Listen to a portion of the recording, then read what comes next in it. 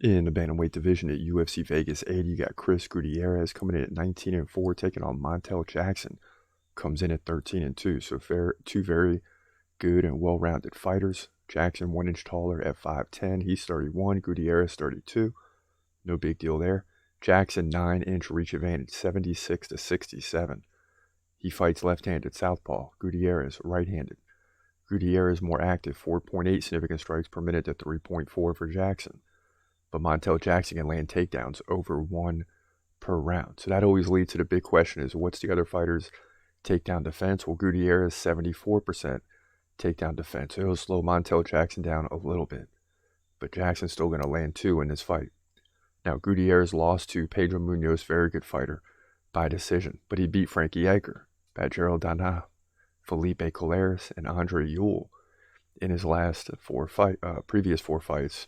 He's still 4-5 in the last 5 fights. 2 of those wins were by KO, 2 by decision. Now, Quick, a.k.a. Montel Jackson, will get some takedowns in this fight. He beat Rainy Yaya by KO, though.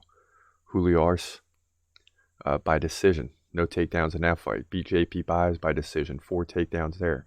Beat Jesse Strader by KO. No takedowns needed. He won 4 of the last 5 as well. Last loss was to Brett Johns back in 2020. So Montel Jackson is on a roll, and that's why he's a slight favorite. He's got the momentum and likely a little bit better of a fighter than Chris Gutierrez, which is hard to say because the guy's 19-4.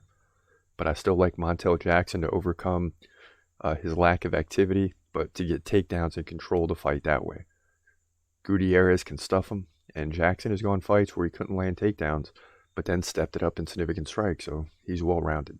I like Montel Jackson to squeak out a victory here by decision on a little bit of significant strikes, but more takedowns and control time. He needs to, and he's got to hold it down for 4 to 5 minutes. He can do it.